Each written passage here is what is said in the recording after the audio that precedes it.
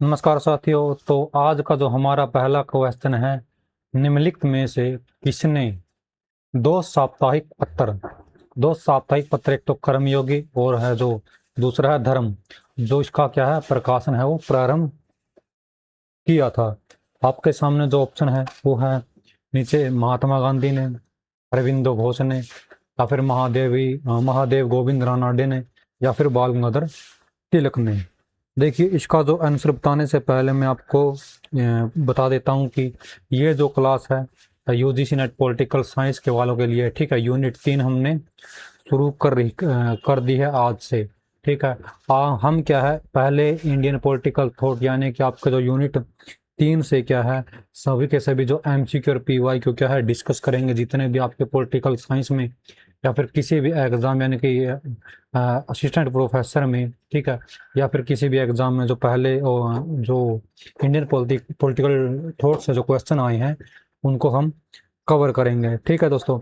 Unit 3 के करने के बाद हम यूनिट और जो यूनिट रहती है हम हमारे जो सिलेबस में वो 10 यूनिट्स है, हम 10 के 10 यूनिट्स को क्या है एमसीक्यू और पीवाईक्यू को कवर करेंगे।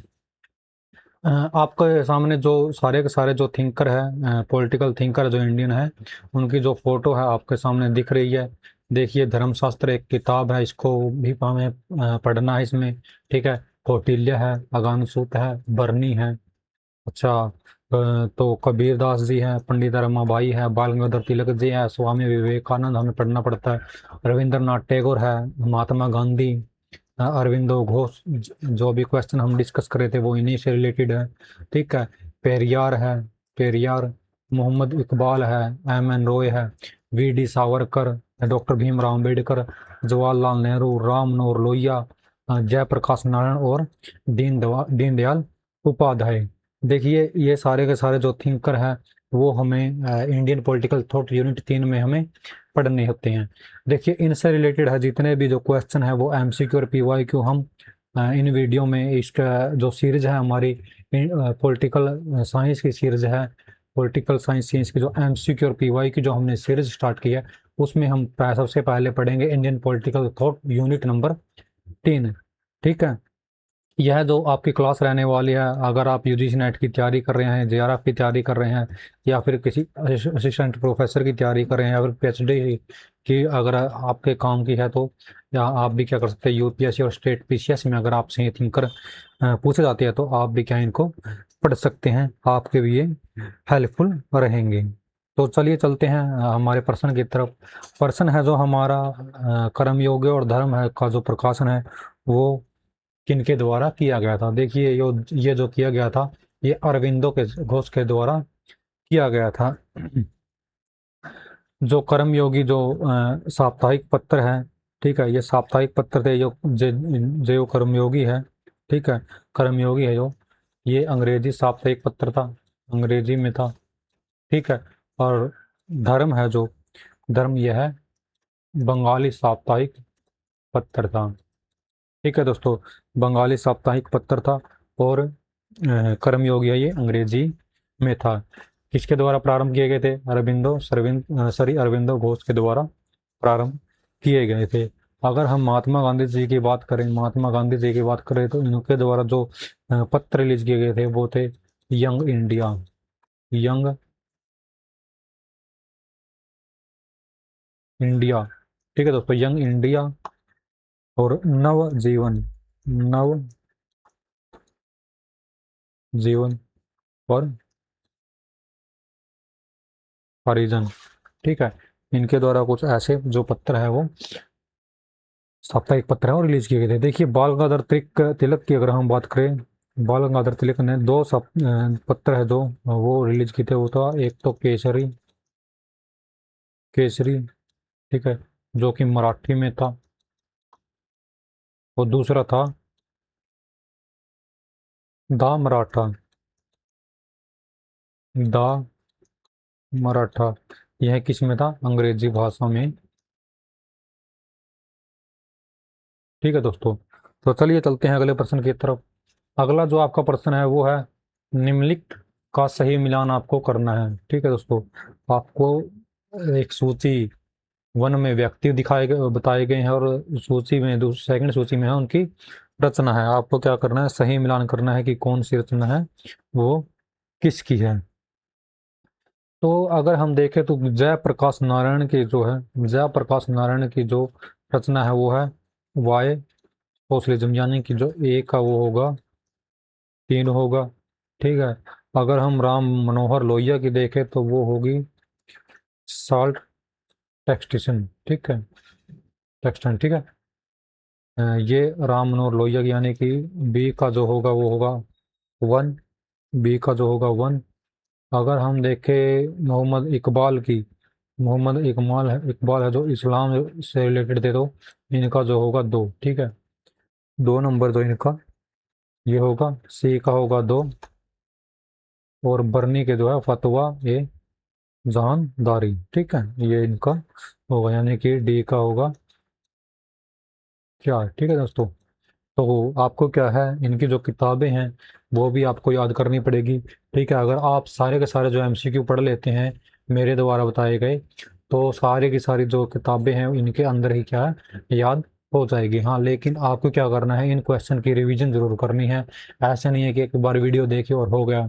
तो आपको क्या है, पीडीएफ आपको दे दी जाएगी। ठीक है, तो आपको क्या करना है, इनकी जो रिवीजन करनी है, और आपको बाद में क्या है, जब हमारी जो सभी क्लासेज है वो सारे के सारे यूनिट कवर हो जाएगी, तो आपको मिक्स प्रैक्टिस क्वेश्चन है वो दिए जाएंगे, प्रैक्टिस सेट है आपको दिए जाएंगे। ठीक है, चलिए चलते हैं अगले प्रश्न की तरफ।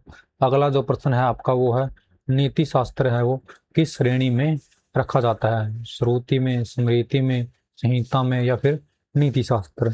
देखिए, जो नीति शास्त्र है वो कहाँ पर रखा गया है, वो रखा गया है स्मृति में, यानी कि इसका जो सही आंसर होगा वो होगा बी सही होगा।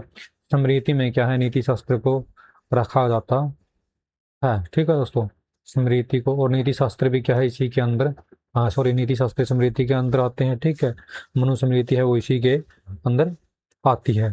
ठीक है, अगर हम देखें कि श्रुति, श्रुति के अंदर है जो हमारे वेद हैं और उपनिषद हैं। ठीक है, उपनिषद रखे जाते हैं। संहिता में क्या है, संहिता में क्या है, वेदों के क्या है, वेदों वेदों का क्या जो मंत्र भाग है जिसमें मंत्र वगैरह होते हैं वो रखे जाते हैं। ठीक है, तो चलिए अगले अगले प्रश्न की तरफ चलते हैं। अगला जो क्वेश्चन आपका, डॉक्टर राम मनोहर लोहिया जो निम्नलिखित में से किसके विरोधी थे, किन के विरोधी थे। देखिए, क्या ये पूंजीवाद के विरोधी थे। हाँ जी सर, यस सर, ये विरोधी थे। ठीक है, इनके विरोधी थे। क्या साम्यवाद के विरोधी थे, हाँ जी सर, इनके भी विरोधी थे। समाजवाद के, नहीं सर, इनके विरोधी नहीं थे। और ये सत्ता का विकेंद्रीकरण का भी इनका क्या था, इन दोनों का क्या करते थे, समर्थन करते थे। ठीक है, समर्थक थे। और ऊपर जो 2 हैं उनके क्या थे, विरोधी थे, विरोधी। ठीक है, इनकी क्या करते थे, आलोचना करते थे। ठीक है, यानी कि हमारा जो सही आंसर होगा 1 और 2 है वो होगा। ठीक है, 1 और 2 किस ऑप्शन में है, सी, सी ऑप्शन हमारा जो करेक्ट होगा। यानी कि पूंजीवाद और साम्यवाद के क्या थे, ये विरोधी थे। और समाजवाद और सत्ता का जो विकेंद्रीकरण था इनके के थे क्या थे, समर्थक थे। चलिए अगले प्रश्न की तरफ चलते हैं। अगान सूत है वो किस निकाय का जो 27वां सूत है, अगान सूत है वो किस निकाय का 27वां सूत है। आपके सामने ऑप्शन है, क्या ये दीर्घ निकाय का 27वां सूत है, या फिर मध्यम निकाय का 27वां सूत है, या फिर संयुक्त निकाय का 26वां सूत है, या फिर अंगुत्तर निकाय का क्या है, 27वां सूत है। इसका जो सही आंसर होगा वो आपका होगा ए है जो सही आंसर होगा वो, क्योंकि यह दीर्घ निकाय का क्या था, 7वां, सॉरी 27वां सूत है। इसमें क्या बताया गया है, दीर्घ निकाय के 27वें सूत में क्या है, समाज और राज्य की उत्पत्ति के बारे में बताया गया है। समाज व राज्य की उत्पत्ति, उत्पत्ति। ठीक है, उत्पत्ति के बारे में बताया गया नंबर 1। नंबर 2, इसमें बताया गया कि वर्ण व्यवस्था की आलोचना की गई है। जो वर्ण व्यवस्था है, अगर आपसे पूछा जाए कि 27वें सूत्र में क्या वर्ण व्यवस्था की आलोचना की गई है या नहीं, तो यस सर, हाँ, आलोचना यानी कि विरोध किया गया है। ठीक है, ठीक है, आलोचना। और इसमें एक बताया गया है कि जो मनुष्य है, जो मनुष्य है, मनुष्य जन्म से नहीं, जन्म से नहीं बल्कि कर्म से श्रेष्ठ होता है। ठीक है, बल्कि कर्म से श्रेष्ठ माना जाता है। ठीक है, होता है, श्रेष्ठ होता है। ठीक है, इसमें बताया गया है कि समाज व राज्य की उत्पत्ति के बारे में बताया गया है, वर्ण व्यवस्था के बारे में बताया, और मनुष्य के बारे में क्या बोला गया है कि मनुष्य जन्म से नहीं बल्कि कर्म से क्या होता है, श्रेष्ठ होता है। ये कहाँ पर बताया गया? अगानुसूच का जो दीर्घ निकाय है उसमें 27वें सूत में। ठीक है, चलिए चलते हैं अगले प्रश्न की तरफ। अगला आपका जो प्रश्न है वो निम्नलिखित में से कौन सा जो समाचार पत्र है वो बाल गंगाधर तिलक से संबंधित है? कौन से समाचार है जो पत्र है जो क्या है, बाल गंगाधर तिलक जी से संबंधित है? ठीक है, देखिए मैंने जब पहला प्रश्न पढ़ा था, क्वेश्चन करवा था, तो उसमें भी हमने देखा था कि पहला जो केसरी और दूसरा है मराठा। केसरी किस भाषा में है? सर मराठी में, या मराठी भाषा में है। वो जो मराठा है, द मराठा, वो अंग्रेजी भाषा में, अंग्रेजी में। ठीक है, यानी कि इसका जो सही आंसर होगा वो एक और दो। एक और दो किस ऑप्शन में है? ए में। तो हमारा जो सही आंसर होगा वो होगा ए।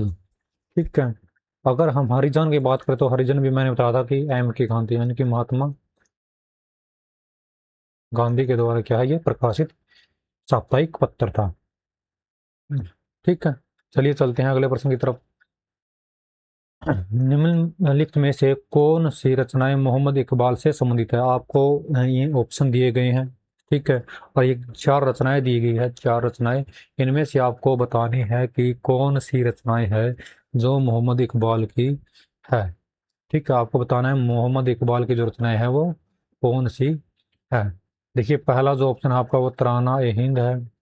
ठीक है, दूसरी जो किताब है वो है the recognition of religious thought in Islam. ठीक है, अ, जो तीसरी किताब है the historic role of Islam, the historic role of Islam है। और चौथी जो की बुक है वो है बाग ए दर्रा। देखिए, जो तीन किताबें हैं, ठीक है, एक तो है तराना ए हिंद, और एक सेकंड वाली, और एक क्या है, फोर्थ। ठीक है, ये जो तीनों हैं ये किनकी है? मोहम्मद इकबाल से संबंधित है। हमारा जो ऑप्शन होगा एक, दो और चार। एक और दो चार किस ऑप्शन में है? एक, चार और दो। देखिए, दो ऑप्शन है दिए गए हैं। ठीक है, दो ऑप्शन है, तो ये दोनों क्या हो गए? सही हो गए। ठीक है, ऑप्शन मिस्टेक है यहाँ पर, यानी कि जो सही आंसर होगा वो पहले किताब है इनकी, सेकंड वाली है, और फोर्थ वाली है, ये इनकी नहीं है। ठीक है, इनकी नहीं है। अगर हम देखें कि तराना ए हिंद का क्या मतलब है, सारे जहां से अच्छा हिंदुस्तान हमारा। ठीक है, इन आपने ये जरूर सुना होगा, सारे जहां से अच्छा हिंदू तथा हमारा। इसी में क्या है, ये वर्ड दिखाए गए हैं, बताए गए हैं। चलिए चलते हैं अगले प्रश्न की तरफ। अगला जो क्वेश्चन आपका वो है पंडिता रमाबाई को जो पंडिता की उपाधि है वो क्यों दी गई थी? क्या वो समाज सेवा करती थी इसलिए दी गई थी, या फिर महिला मुक्ति से संबंधित थी, या फिर जाति व्यवस्था का के विरोध के कारण, या फिर संस्कृत स्कॉलर थी? ठीक है, आपको बताना है कि जो पंडिता रमाबाई को जो पंडिता की उपाधि है जो दी गई थी वो किस कारण से दी गई थी। इसका जो सही आंसर होगा वो डी होगा, संस्कृत स्कॉलर। वो एक संस्कृत स्कॉलर थी, इसलिए क्या होंगे, पंडिता की उपाधि है वो दी गई थी। ठीक है, उन्होंने क्या था, उनके क्या था, कलकत्ता का जो विद्वानों ने या क्या था सम्मान है वो प्रदान किया था। ठीक है, ठीक है, बाद में क्या है वो महिला शिक्षा, ठीक है, विधवा पुनर्वास, या फिर महिला अधिकारों के क्या है, एक समाज सुधारक के रूप में बनी। चलिए चलते हैं अगले प्रश्न की तरफ। अगला जो क्वेश्चन है वो है जयप्रकाश नारायण को भारत रत्न से कब सम्मानित किया गया था? इसका जो सही आंसर होगा वो होगा 99, 1999 में क्या था, जयप्रकाश नारायण को क्या है, इनको क्या है, मरणोपरांत है उनको भारत रत्न से सम्मानित किया गया था। ठीक है, इनका एक विचार है, देखिए, एक संपूर्ण क्रांति के प्रणेता माने जाते हैं। ठीक है, संपूर्ण क्रांति के बारे में जरूर आपको पता होना चाहिए। अगर आपसे पूछा जाए कि संपूर्ण क्रांति का जो कॉन्सेप्ट है वो किसका है, वो है जयप्रकाश नारायण जी का। ठीक है, संपूर्ण क्रांति का प्रणेता माने जाते हैं। एक जो है, अगर हम बात करें 1974 में बिहार आंदोलन के प्रमुख नेता माने जाते हैं। बिहार आंदोलन हुआ था एक आंदोलन, उनके क्या है, प्रमुख नेता माने जाते हैं।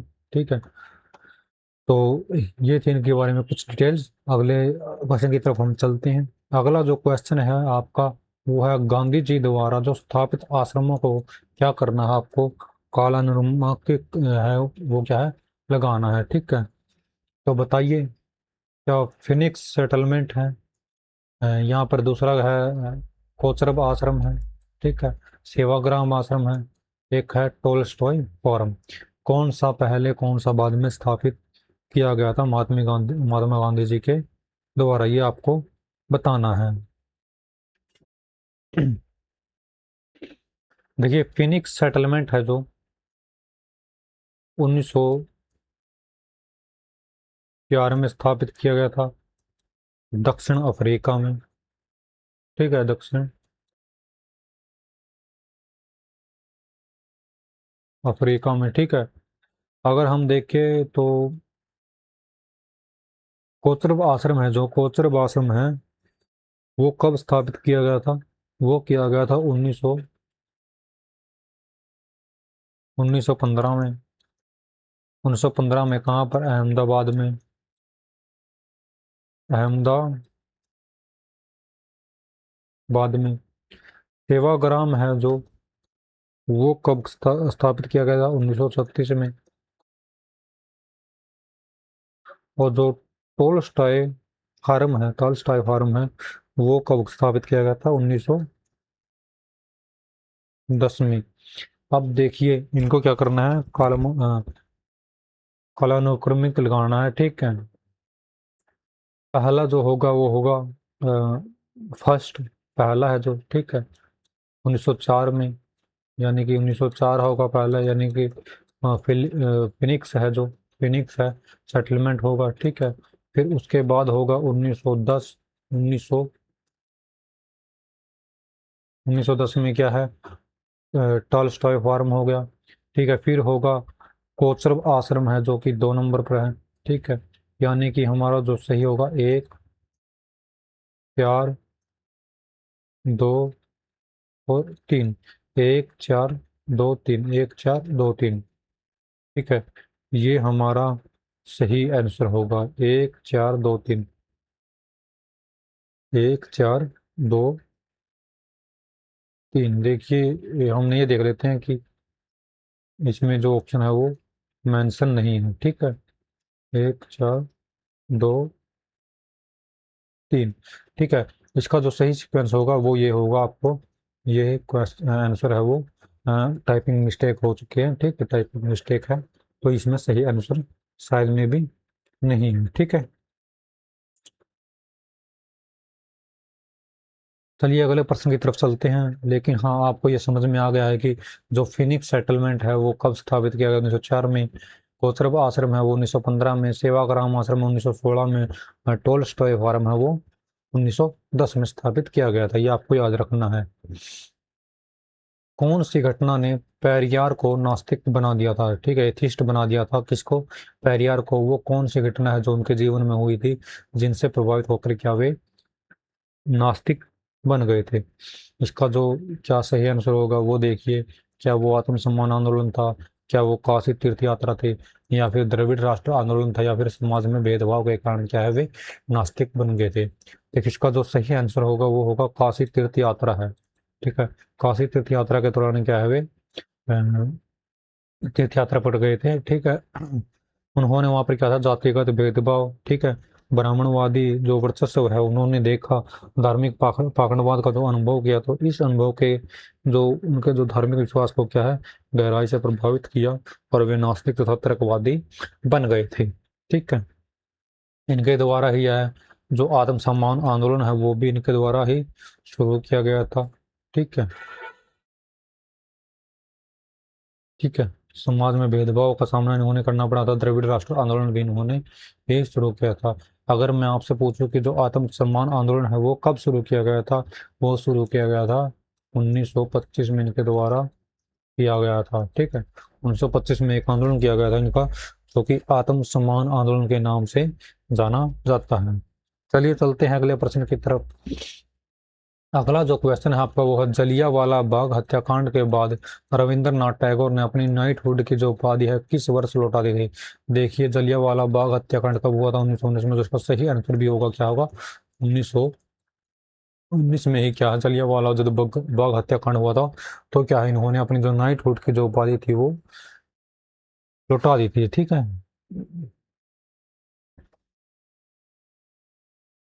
1900, देखिए जलियांवाला बाग हत्याकांड कब हुआ था सर, 13 अप्रैल 1919। ठीक है, 1919 को इन्होंने क्या था, जब जलियांवाला बाग हत्याकांड हुआ था उसके बाद क्या, 30 मई को, 30 मई 1919 को क्या थी, यह उपाधि थी जो वो लौटा दी थी। ठीक है, उपाधि थी जो वो लौटा दी थी। ठीक है, इनको क्या था 1913 में नोबेल पुरस्कार से क्या था सम्मानित किया गया था। इनका बारे में थोड़ी और देख लेते हैं। ठीक है, 1913 में क्या था, नोबेल पुरस्कार से क्या गया था, सम्मानित किया गया था। और जो 1913 में नोबेल पुरस्कार दिया गया था, और यह जो नाइटहुड की जो उपाधि दी गई थी वो दी गई थी 1915 में। नाइटहुड की जो उपाधि थी वो 1915 में दी गई थी, लेकिन 13 अप्रैल 1919 को क्या था, जलियांवाला एक बाग हत्याकांड होता है, और फिर उसके बाद क्या 30 मई 1919 को क्या है ये उस उपाधि को क्या है लौटा देते हैं। चलिए अगले प्रश्न की तरफ चलते हैं। देखिए, इनको भी क्या है सही मिलान करना है। यहाँ पर क्या है रचना दी गई है और सामने क्या आपको लेखक दिए गए हैं, कौन किस रचना के लेखक है ये आपको बताना है। ठीक है, ऑप्शन की तरफ आपको ध्यान बिल्कुल भी नहीं देना है, ऑप्शन क्या है गलत भी हो सकते हैं। तो मैं आपको बता देता हूँ कि कौन सी रचना क्या है किसकी थी, कौन सी रचना किसकी थी। देखिए, जो लोहिया जी थे वो मार्क्सवाद से क्या है प्रभावित थे। ठीक है, गांधीवाद से प्रभावित थे, यानी कि जो राम मनोहर लोहिया जी का क्या है, यानी कि दो का होगा, ए का क्या होगा दो। ठीक है, ए का क्या होगा दो, और बी का अगर हम देखें, बी का क्या होगा गांधी एंड गांधीजम, गांधी एंड गांधीजम किसकी थी, ये थी डॉक्टर अंबेडकर जी की। डॉक्टर अंबेडकर यानी कि बी का जो होगा वो होगा 3। ठीक है, और सावित्री थी वो किसकी रचना थी, वो थी अरविंदो घोष की, अरविंद जी के। यानी कि जो सी का होगा वो क्या होगा एक, एक, और जो डी रह गया हमारा जो गीतांजलि थी वो किनकी थी, रविंद्रनाथ टैगोर जी की थी। देखिए 2 3 1 4, 2 3 1 4, देखिए सही आंसर आपको इसमें दिया गया है ए, 2 3 1 4, 2 3 1 4 है वो सही ऑप्शन होगा। ठीक है, मार्क्सवाद है और गांधीवाद यानी मार्क्स गांधी एंड सोशलिज्म है वो किनकी थी, राम मनोहर लोहिया जी की थी। गांधी एंड गांधीजम थी वो किनकी थी, डॉक्टर भीमराव अम्बेडकर की। जो अगर सावित्री को हम देखें, सावित्री किनकी रचना थी, वो अरविंदो घोष की थी। और जो गीतांजलि थी वो किनकी थी, रविंद्रनाथ टैगोर की थी। ठीक है, कौटिल्य के मंडल सिद्धांत है। देखिए, ये थोड़ा कॉन्सेप्टिव क्वेश्चन है, ये आपको ध्यान से देखना है। कौटिल्य का जो मंडल सिद्धांत है वो कुल कितने हैं, उसमें क्या तत्व है वो बताए गए हैं। आपके सामने जो ऑप्शन है वो 60 है, 68 है, 70 है, 72 है। इसका जो सही आंसर होगा वो होगा 68। ठीक है, देखिए मंडल सिद्धांत में क्या है 12 प्रकार के जो राजा बताए गए हैं। ठीक है, 12 प्रकार के राजा बताए गए हैं। ठीक है, जो 5 है वो एक हम कहते हैं द्रव्य प्रकृति, प्रकृति, ठीक है। यानी कि मंत्री, जनपद, दुर्ग, ये इस तरह के क्या बताई हैं, 5 बताए हैं। मंत्री, जनपद, ठीक है, मंत्री, जनपद, दुर्ग, कोष और दंड यानी कि सेना, ठीक है, ये बताए गई हैं। इन 60 के साथ क्या है, 12 पदे 60, ठीक है। ये कुछ इस तरह का कॉन्सेप्ट बताया गया है इसमें, ठीक है। तो टोटल है जो कितने, 8 विशेष राज्य के तत्व यानी कि स्वामी है जो जोड़ने पर क्या है, टोटल वो हो जाते हैं 68 हो जाते हैं। इसके बारे में एक फुल एक डिटेल्स है, जब हम कौटिल्य को पढ़ेंगे तो हम इनके बारे में जरूर समझेंगे, ठीक है। आपको इस यहाँ पर टोटल इतना समझना है कि जो मंडल सिद्धांत के में जो कितने कुल तत्व तत्व है, एलिमेंट्स है, वो है 68 है।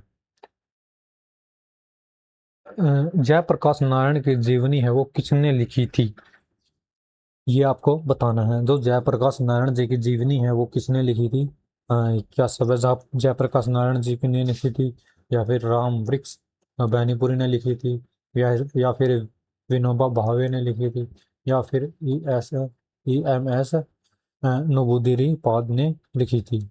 इसका जो सही आंसर होगा वो होगा बी, यानी कि राम वृक्ष बैनीपुरी जी ने क्या थी, इनकी जो जीवनी है वो बायोग्राफी वो लिखी थी, ठीक है। ये एक साहित्यकार हैं, ठीक है, पत्रकार थे, ठीक है। तो इनकी जो जीवनी है वो किसने लिखी थी, वो लिखी थी राम वृक्ष बैनीपुरी जी ने, ठीक है। चलिए चलते हैं अगले प्रश्न की तरफ।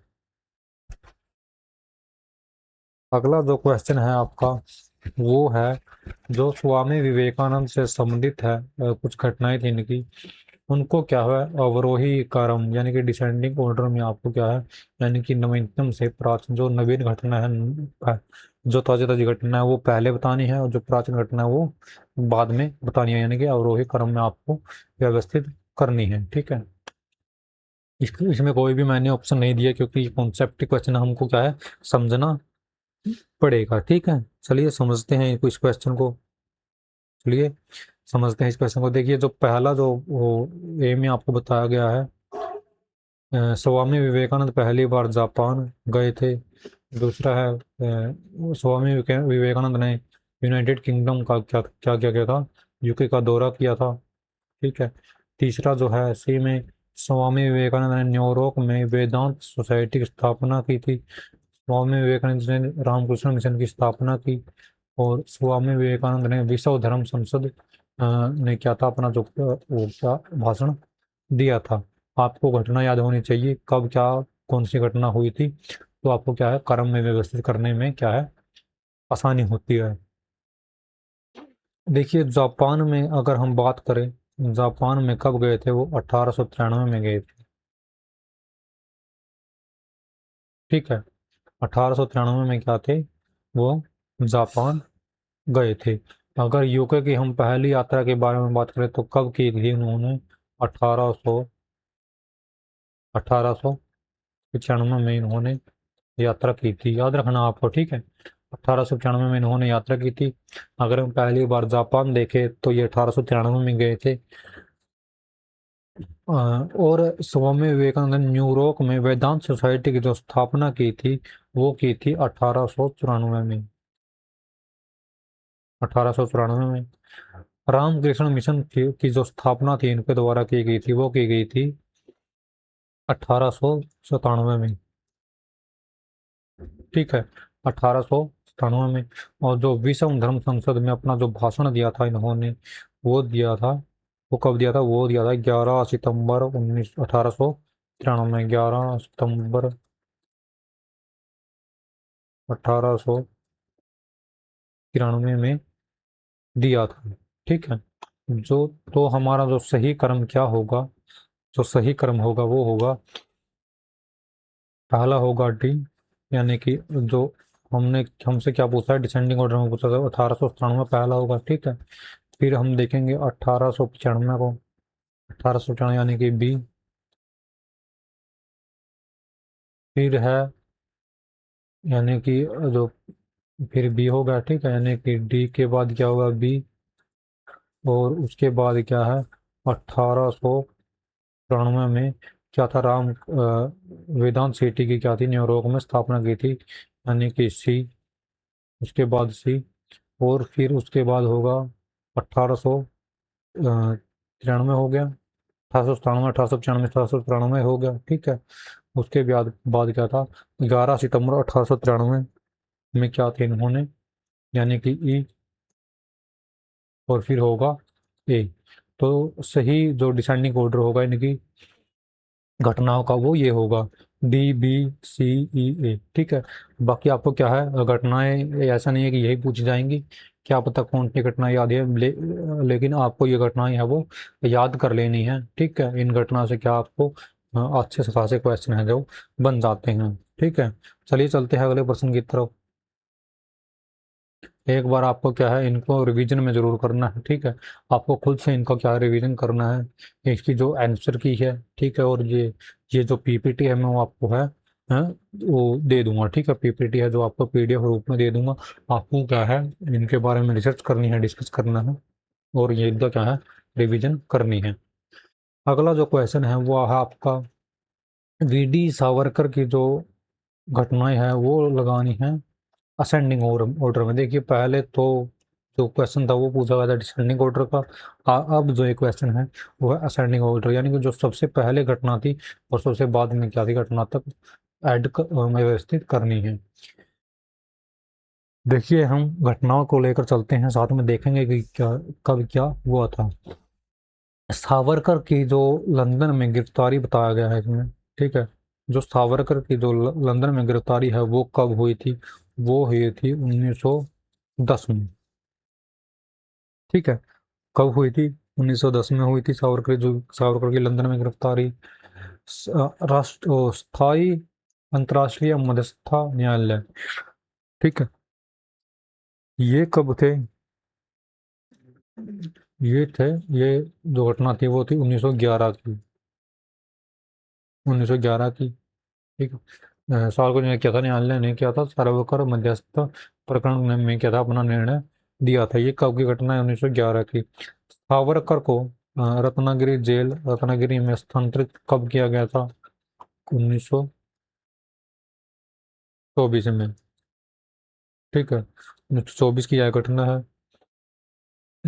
डी में बताया गया है कि जो भारतीय संसद में सावरकर का जो चित्र स्थापित किया गया वो किया गया था 2003 में, और जो सावरकर का जो निधन हुआ था वो हुआ था 1966 में, ठीक है।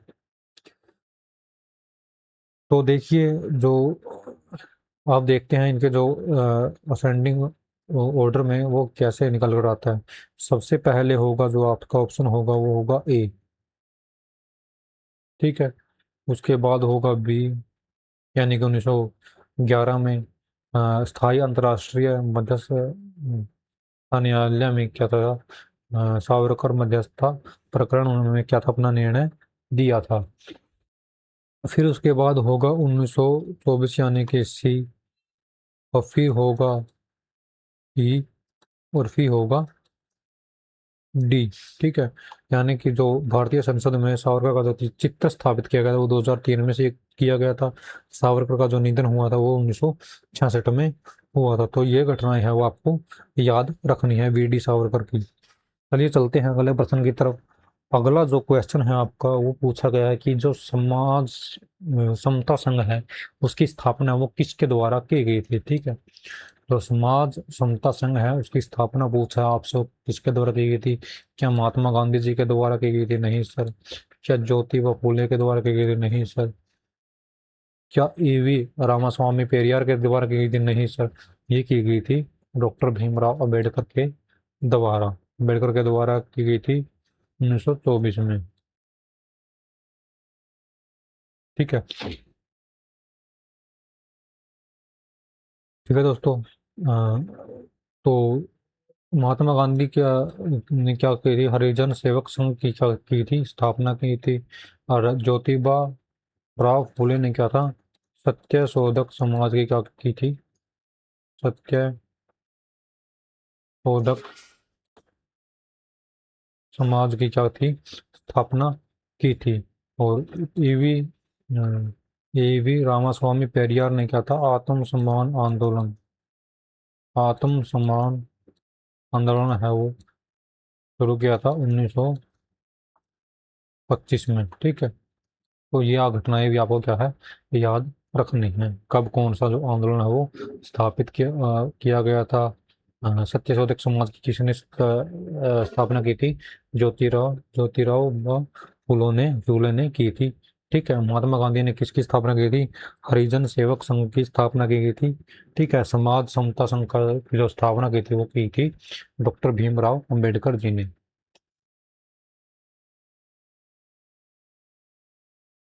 चलिए चलते हैं अगले प्रश्न की तरफ।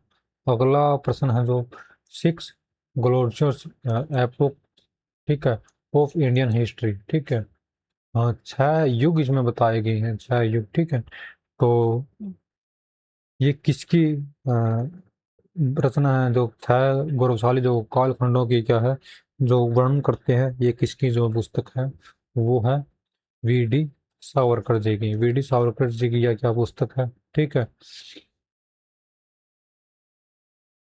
ठीक है दोस्तों, इनकी जो अगर हम एक और पुस्तक देखें तो हिंदू तव हिंदू तव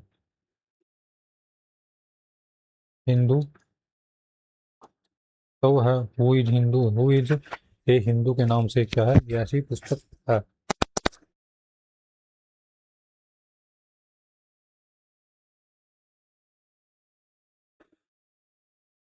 एक पुस्तक है इनकी, वो है the Indian war of independence.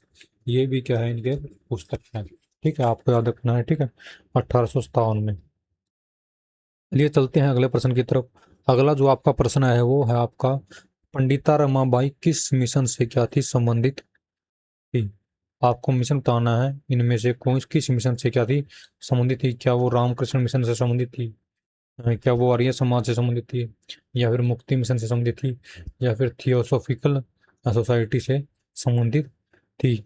इसका जो सही आंसर है वो आपको क्या करना है, कमेंट में करना करना है। ठीक है, कमेंट में बताना है। ठीक है, कमेंट में आपको बताना है। कल इस क्वेश्चन को क्या कर हम पहले इस क्वेश्चन को क्या है डिस्कस करेंगे। ठीक है, तो आज का जो हमारा प्रश्नों का जो सार है वो समाप्त होता है। ठीक है, आपके सामने एक टेलीग्राम का लिंक है, टेलीग्राम का जो क्या वर्ड कोड है वो है, उसको क्या करिए, स्कैन करिए, या फिर क्या करना है आपको, डिस्क्रिप्शन में जाना है, ज्वाइन टेलीग्राम का एक लिंक मिलेगा, तो आपको क्या करना है, उसको ज्वाइन करना है। ठीक है, किसके लिए ज्वाइन करना है सर, आपको यहाँ पर मिलेगा पीडीएफ और नोट्स है जो, उसके लिए क्या करना है, ज्वाइन करना है।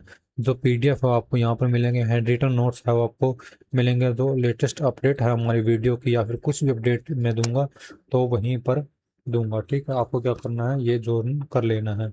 ज्वाइन करिए, जाइए नीचे टेलीग्राम का जो लिंक है डिस्क्रिप्शन में वो दिया गया है, उस पर क्लिक करिए, आप उसे क्या करिए, ज्वाइन जरूर करिए। या फिर सीधे क्या है, टेलीग्राम खोलिए, टेलीग्राम पर आप अगर आप सर्च करेंगे मंजीत कालवन PSIR, ठीक है, नाम याद रखना है, मंजीत कालवन PSIR। ठीक है, आपको क्या करना है, सर्च करना है, और जैसे ही आपके सामने ये मेरी फोटो लगी हुई है, ठीक है, इस तरह की, वो आपके सामने क्या है, आ जाएगा। ठीक है, वो आपके सामने क्या है, आ जाएगा इस तरह की फोटो का जो टेलीग्राम चैनल है वो आपको ज्वाइन कर लेना है। ठीक है दोस्तों, तो इस क्लास में, इस लेक्चर में इतना ही, मिलेंगे अगली क्लास में। ठीक है, अगली क्लास में कुछ नए क्वेश्चन के साथ हम डिस्कस करेंगे, नए क्वेश्चन को डिस्कस करेंगे। तो देखिए, इन जो क्वेश्चन है ये आपको क्या करने हैं, रिवीजन जरूर करने हैं, या जो ये जो पीडीएफ है अभी क्लास होते ही, इस लेक्चर को कंप्लीट होते ही क्या है, ये टेलीग्राम पर डाल दी जाएगी। टेलीग्राम पर क्या है, आपको ज्वाइन करके इस पीडीएफ को डाउनलोड करके इसकी जो क्या करनी है, रिवीजन जरूर करनी है। देखिए, रिवीजन जितना ज़्यादा करेंगे उतने ज़्यादा आपके क्या दिमाग में कॉन्सेप्ट घुसेगा। ठीक है, तो हम क्या है, पहले थर्ड यूनिट को कंप्लीट करेंगे। ठीक है, यूनिट वाइज हम क्या है डिस्कस करते चलेंगे, जितने भी क्वेश्चन होंगे सभी क्वेश्चन को हम डिस्कस करेंगे। पहले थर्ड यूनिट को डिस्कस करेंगे, फिर हम जो सारी की सारी बची हुई यूनिट को है वो कंप्लीट करते चले जाएंगे।